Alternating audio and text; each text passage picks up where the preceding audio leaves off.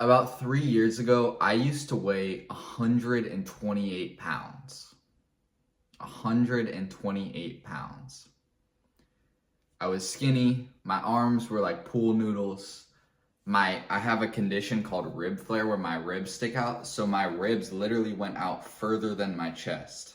My chest was flat. You know, like if you have a nice chest, it kind of like cups, like my chest was flat. No arms, right? My arms aren't huge now, but I had no arms, skinny little legs. I didn't even have abs still. I was skinny. I was 128 pounds, but I did not have visible abs. That is sad. And granted, okay, maybe I was 15 years old, but I was not in an ideal position. I was skinny. I was not confident with who I was because of my weight. I felt like I was a little bitch, honestly, right? You don't want to say it when you're in that position, but when you're a skinny guy and you're not like super confident, you just feel like a bitch. You just feel like everyone's bigger and stronger than you and that anyone could, fight you or something, right? That's how it honestly feels, because as men, we want to feel strong. We want to feel powerful. We want to feel like, if something happens, we could at least fight for ourselves, right?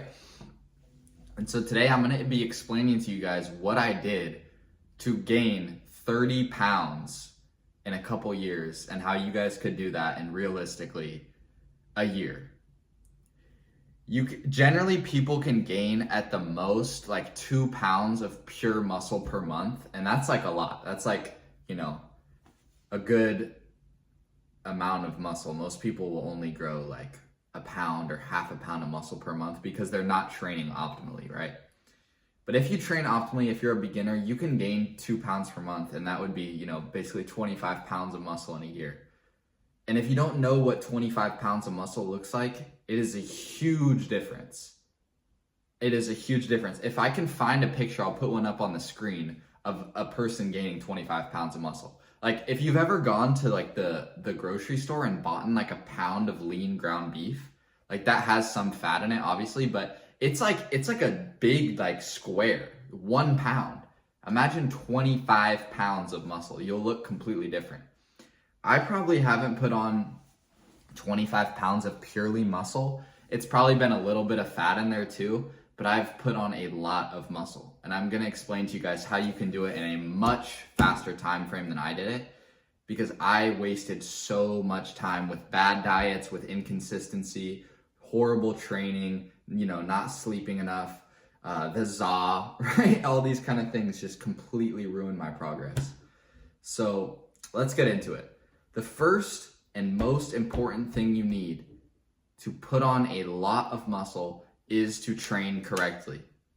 There's a million different influencers out here who are trying to sell you their course, who are trying to tell you that their method of training is the best, when in reality, there are basic principles that if you stay within those principles, you will make muscle growth, okay? I want to actually give a warning before I say all this stuff. You have to stick with something. You have to be consistent. That is the foundation of everything I'm about to say to you. You have to be consistent. If you pick a diet and, in 2 months you realize, maybe I shouldn't be, no, just stick with what you're doing. If it falls within the basic principles and it is working for you, do not switch what you're doing, because that is how you fail in terms of progress. Because you're gonna try, maybe I should do the upper lower split. And then you see a TikTok and it's talking about push-pull legs. You're like, okay, well now I need to do push-pull legs. That is the main reason that people do not attain a good physique, is because they bounce from thing to thing to thing to thing. Just pick whatever your thing is. I'm going to give you a set of guidelines. And if it falls within that range, then you're fine. That's all you have to worry about, okay? Okay, let's begin with training. There are a couple core principles of training, and once you follow those, you're good. Okay, the first thing, intensity. You need to be training 2 or within 2 reps of failure. So failure is literally when you physically, let's say you're doing a dumbbell bench, when you physically cannot push the weight up anymore, you're stuck. That is failure. Failure is not when you push and it's hard, but you still get up. That's not failure. Failure is when you literally physically cannot go all the way up, okay? So you want to be training with 2 or less reps in reserve. You want to be training hard. I think most people understand this, but then they get lost in, oh, I'll just do high reps, low intensity. No. All of the jacked guys that I know, all the jacked guys that I've met have shit form. They're doing tricep pushdown. Look, they're doing tricep pushdowns like this. They're just swinging the weight, right? But they're going intense. And so that gives them the muscle growth, right? I'm not saying form isn't important, but just from my experience, I've never met a guy who's jacked who does not train hard, but they all train with bad form. I don't know why that is, but it's the truth. So step number 1, make sure that you are training hard. Okay, next. There's a certain amount of volume that you want to be doing when you train. It doesn't matter so much, but it's important that you fall within a certain range. And if you're hitting that range, then you're good. So you want to make sure you're hitting a muscle twice a week. Unless for some reason, like you have a body part that just grows way better or whatever. For me, like I'm kind of happy with my legs and I don't like training legs twice a week because, you know, once I train once, it kind of messes up my other side. So I hit legs once a week and my legs are proportionate to the rest of my body. So that works for me. But you should be hitting most muscle groups twice per week. Simple. So you have a chest day on Monday and then you wait, you want to have a period of recovery for the muscle. So it should be at least 2 days. So 48 hours at least. So you hit chest on Monday and then you hit it again on Thursday. Boom. Okay. How many sets should you do? You should do, maybe between 5 and 10 or 12 sets per session, right? That'll keep you in a good range. That way you're not overtraining doing 20 sets of chest press per workout. But you're not undertraining either, right? You're not only doing 2 sets. Unless you are very good with your technique and all these kind of things, 2 sets is not going to stimulate the muscle enough. So that's training. To keep it very simple, if you go hard, if you hit the muscle enough times, that is how you grow a muscle. You apply stimulus, okay? So that's the stimulus portion of growing muscle. That's what I did. I went in the gym. I didn't, have the best plan. I didn't have the most optimal, do these kind of curls and then go strictly into the, no. I just went in the gym and I went hard. Okay, so we understand that. The next step is going to be your nutrition. This is what most people fail at. Because for a lot of guys, if you're like me, going to the gym is fun. Going to the gym is easy. That's fine. But for skinny guys like us, the eating part is the hard part. Because, everyone's like, oh, it's fun to eat. Dude, you're complaining. You just get to eat Oreos and ice cream all day. No. You need to be eating clean foods. That's the first step, okay?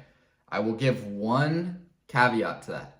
If you genuinely cannot get your calories down by eating clean foods, then I would recommend doing an 80-20 rule where you eat some junk.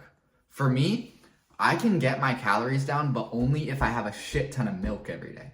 So that's what I do. I have a shit ton of milk. I have like 5 cups of milk per day or something, 6 cups. And that's how I gain weight. If your body, if you want to go into a period where you have some junk food on your bulk, that's fine. But your main portion of your diet should be from whole foods. So what is this?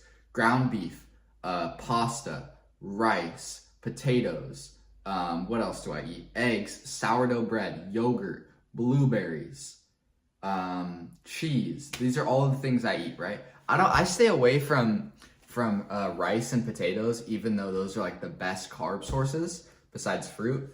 Because honestly, first of all, potatoes fill me up way too much and I just hate eating rice. So for my carbs, I mostly have sourdough bread and pasta.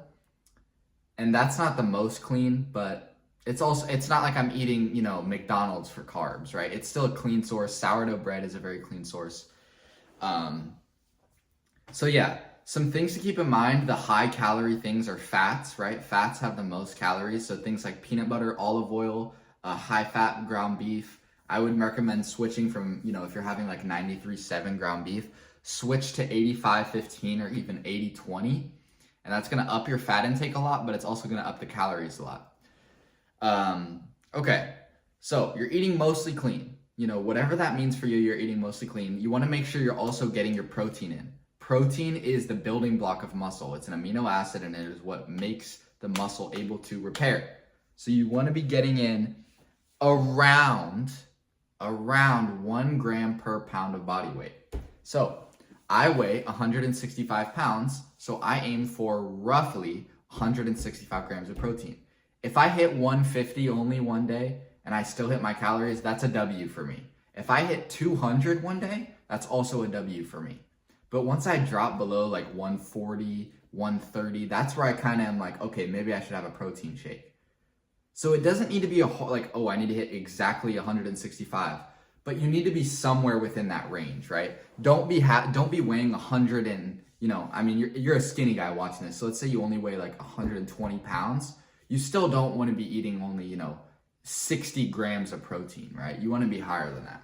So just get in somewhere near your body weight in protein. As long as you're doing that consistently, you're going to make great muscle gain. So, in terms of diet, those are the most important things, right? Is that you're eating clean and that you're eating your protein. Obviously, this should go without saying. Make sure you're getting your calories in, right? Obviously. So how do you do that? You go online, look up TDEE calculator. This is going to give you your basal metabolic rate. You put in your weight, your height, your age, whatever, and it gives you a number. You're going to eat in about 200 to 300 calories more than that, okay? And that is going to be your bulk. That's going to be the number of calories you eat. Another caveat I have to give. Some people who are skinny have an extremely fast metabolism, so that number is not going to be enough. So what do you do if you're eating that number of calories, but you're not gaining weight? I'm going to give you a, earth-shattering message here. Eat more food. If you are not, listen to me, if you are not gaining weight, you are not eating enough calories. The law of thermodynamics states that if you are in a calorie surplus, you are going to gain weight, okay? So it's that simple. You have to eat more if you want to be in a surplus. I only weigh 165 pounds. Most people at my weight would only be bulking on like 3,000 calories or 3,100. I eat 3,400 calories per day. It's insane. If I wanted to get to 200 pounds, I would probably have to go up to the 4,000 calories eventually, or even more than that. And that's just how it goes for people like me who have a faster metabolism. If we want to put on weight, we have to eat a lot of food. But it's also beneficial because we stay lean no matter what, right? Remember, there are ups and downs to every single thing in life. So you have to understand, the thing that you have is a blessing, whatever it is, right? Because you're never going to be fat if you're like this. If you're in the position that I am, you're just never going to be fat. It's not going to happen because you would have to eat, like 5,000 calories a day with a shit appetite to get fat. It's just not going to happen. So there's a benefit, right? Okay. You are training hard. You are doing the right number of volume. You are eating in a caloric surplus. You're eating high protein. You're eating clean food. Those are going to be the biggest needle movers. Let's talk about some extra things you can add in if you want to even make that much more of a difference. First thing, sleep, right? This is a huge, huge, huge thing. You need to be getting at least 7 hours of sleep a night. Your muscle repairs while you're sleeping. I'm sure you've heard this thousands and thousands of times, but it's the truth. If you're not sleeping enough, your muscle doesn't have any time to recover, so it's not going to recover. Okay, another thing, progressive overload. If you're in the gym, you need to be doing more weight every single week. What does that mean? If you hit chest on Monday and you do dumbbell incline press with the 40s for 10 reps, next week you want to try and go to the 40s for 11 reps and then 12 reps. And then maybe you go to the 45s and you do 8 reps, then you do 9, 10, 11, 12, then you go to the 50s. It's like a video game, right? I'm sure if you're into bodybuilding, you're a skinny guy, you probably have been addicted to video games at some point like me. It's just like a video game. You're just progressing with the weight each time. And it's super fun if you actually learn to enjoy it, right? So look at it like a video game. See if you can beat your score from last time, right? I mean, it might sound gay to some of you, but like seriously, see if you can beat what you did last time. That's how you make gains. If you ever see someone, I think some of you guys should pay attention to this. If you ever see a person in the gym and they are not progressing, and this was me for the longest time, notice that they are doing the same weight every session. They don't up the weight. Guess what? If your body did lat pull downs for 12 reps with 50 pounds last week, and you go and do the same reps, your body's chilling. Your body's like, oh, we already know how to do this. But if you go in there and put 55 on, your body's like, oh shit. We're gonna have to build some more muscle in order to take care of this. It's that simple, okay? Other things, water intake, drink a good amount of water, be active. All these things are just kind of extra. Your main needle movers are gonna be your training, your nutrition, and your sleep. If you have those 3 dialed in, you will make the majority of the gains that you need to be moving, that you need to be making. The other stuff is kind of like in the 80-20 rule, where basically like 80% of things are a result of only 20% of your actions. The other 20% kind of comes from these other little things that you could add in, right? So like I said, steps, getting enough water in is really important actually. All these kind of things, when carb timing, protein timing, the amount of meals you have, that's all just kind of extra. And once you're more advanced, you can focus on that kind of stuff. But these are gonna be your main things that are gonna get you freaking swole. This is terrible lighting, my biceps look tiny. But anyways, boys, I hope y'all appreciated this video. I hope that you learned something from it. I hope you guys can gain weight just like I did. It feels much better to be more confident, to be bigger, to be stronger, to be, in the gym feeling good because you're pushing, 70, hundreds of pounds, whatever. So yeah, hope y'all enjoyed this video. Peace.